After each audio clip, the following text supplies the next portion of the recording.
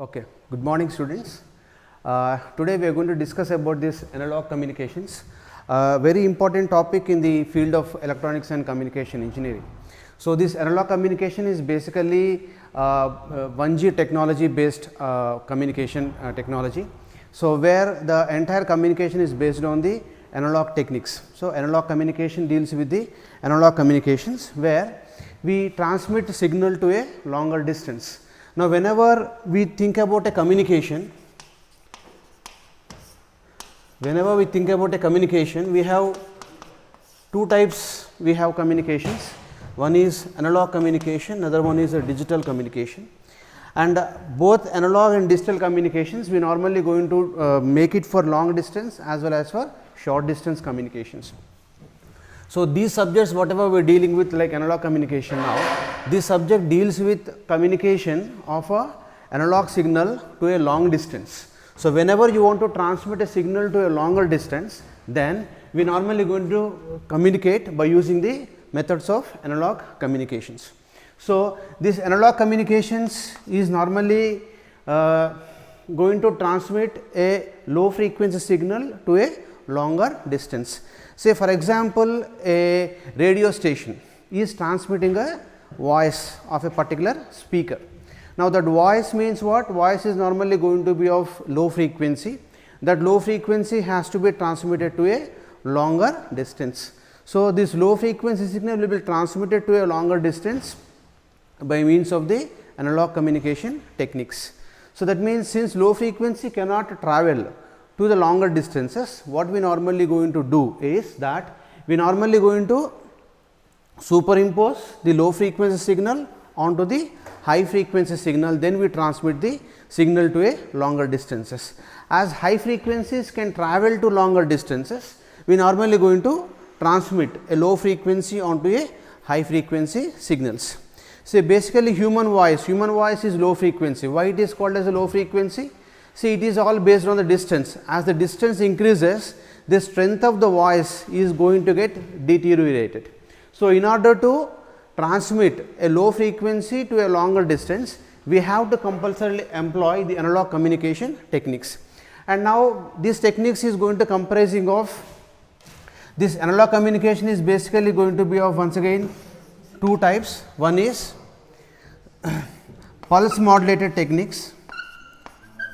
Pulse modulated techniques, and next one is going to be sinusoidal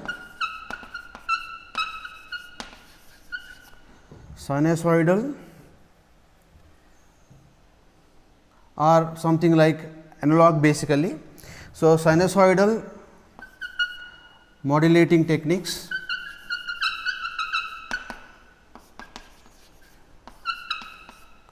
or so this is going to be a sinusoidally modulating technique or a pulse modulating technique. And now, in this case we normally going to have various types. Here we are going to have the amplitude modulation technique, we are going to have frequency modulation technique, and next we are going to have phase modulation technique. So, using these three techniques, we normally going to transmit the signal from one end to another end over a long distance. And one more technique we normally going to have is going to be called pulse modulated techniques. So, in this pulse modulated techniques, we normally going to have PAM, pulse amplitude technique, PPM, pulse position modulation technique, and PWM, which is known as a pulse width modulation technique. Now, among these two, we normally going to use this sinusoidal modulating technique to transmit a signal over a long distance. Now, how do we came to know about that a high frequency can travel to a longer distance? A simple example I can really speak about is something like say there is a fox. A fox is simply shouting. Now, the sound of a fox will be listening to a very longer distance. Now, when you measure the frequency of the fox, then you normally going to see the frequency of the fox is more than the frequency of the voice of a human being. So, that means we came to know that by that simple example, we came to know that the high frequency signal can able to travel to a longer distance.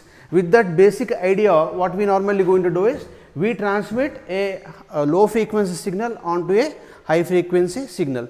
Now, how do we normally do that? That means we are going to superimpose a low frequency onto a high frequency.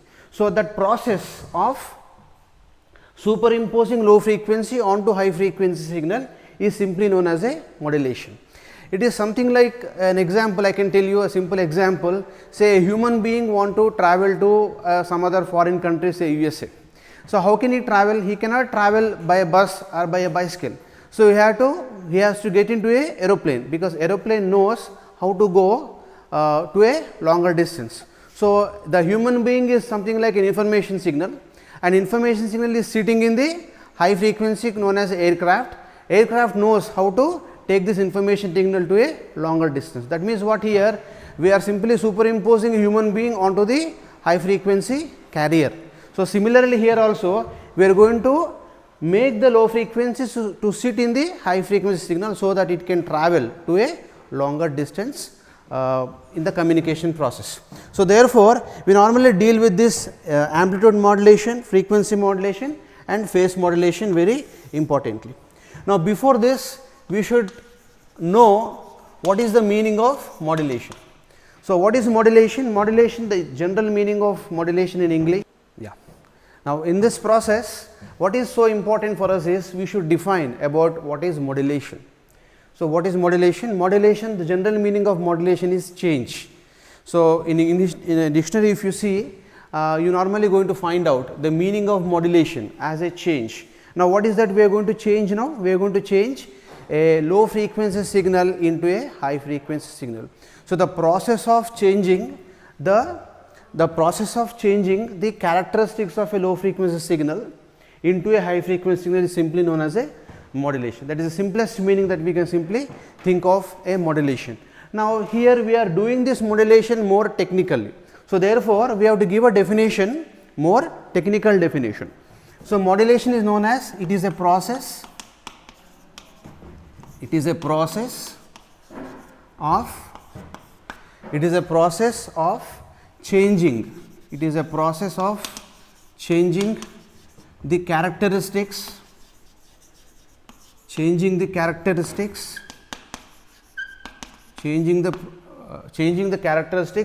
of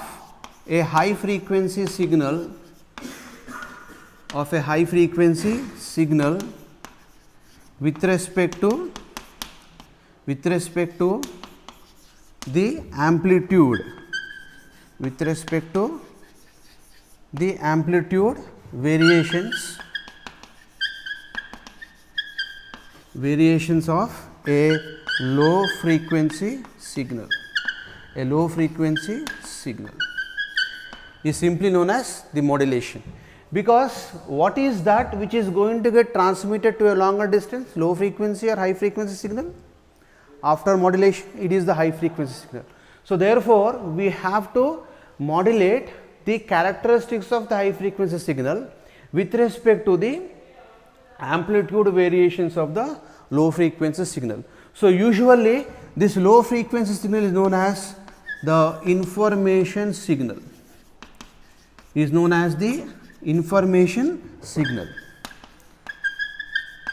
Say example, what is the example of this information signal? It is going to be known as a voice, say human voice.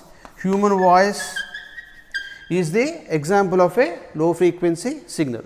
So, which is known as the information signal. So, in reality, what I want is, in reality we want to transmit this information signal to a longer distance. Now, to perform this particular task of transferring the low frequency signal to a longer distance, what I am doing now? I am simply superimposing this low frequency signal onto a high frequency signal. So, how I am doing this process? The process what I am doing is, I am simply changing the characteristics of the high frequency signal with respect to the low frequency signal. So, in the example of a aircraft that I explained, where the characteristics of the aircraft remain same, they are not changing, but only for example sake I have taken it. But when it comes to the process of modulation, we are going to change the characteristics of high frequency signal with respect to the amplitude variations of the low frequency signal. So, which is known as basically a modulation. Now, by doing so, what will happen now? By doing so, what will happen now? What we get is the high frequency signal characteristics are going to get changed with respect to the low frequency signal amplitude. So, due to this, because of this particular process, what is going to happen now? The high frequency characteristics simply got changed. Next, after high frequency signal characteristics got changed, we transmit this high frequency signal over a longer distance. So, now that means what? Now, this high frequency signal is now ready to get transferred to a longer distance. So, this process is simply known as a amplitude modulation. Now, we have three types of modulation techniques in this process. What are the three modulation techniques we have? We have AM, we have FM and we have PM.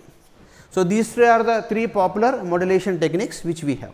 So, what is AM? Amplitude modulation, FM is frequency modulation, PM is a phase modulation. So, as the name suggests, what we normally going to do? We simply do it like amplitude modulation means the amplitude of the carrier has to be modulated with respect to the amplitude variations of the message signal. In case of FM, what is that? We are going to change the characteristics of the carrier. So, here the frequency of the carrier is going to get changed with respect to the amplitude variations of the message signal. In the case of PM, what is going to get changed? The phase of the carrier signal, that is high frequency signal, is going to get changed with respect to the amplitude variations of the message signal. That means, it is based on the type of the characteristics that we are changing, we normally going to give a name to it. That means, the name is going to come based on the type of processing involved. If the high frequency carrier signals amplitude is getting changed, it is called as AM. If the frequency of the high frequency carrier is getting changed, it is called as FM. If the phase of the high frequency carrier is going to get changed, it is called as PM.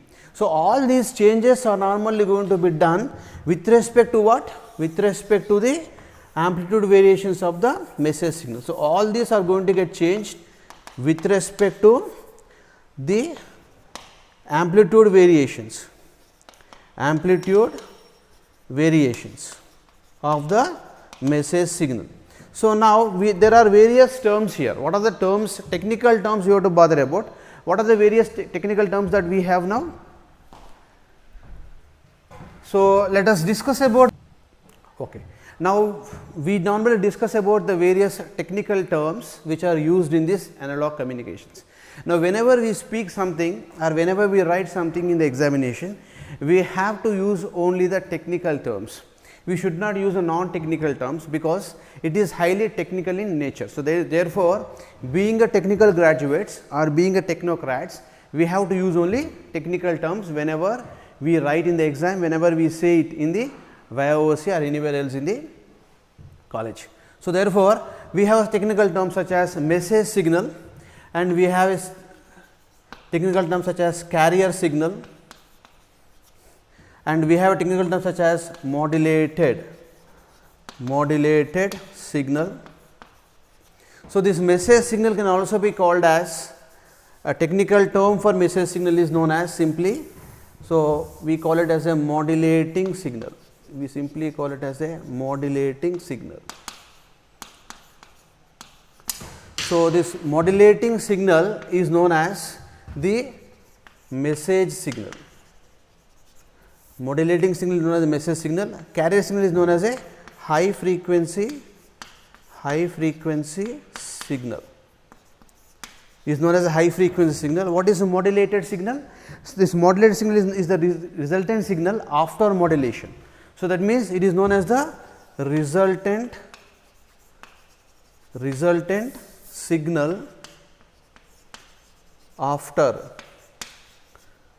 the process of modulation. After the process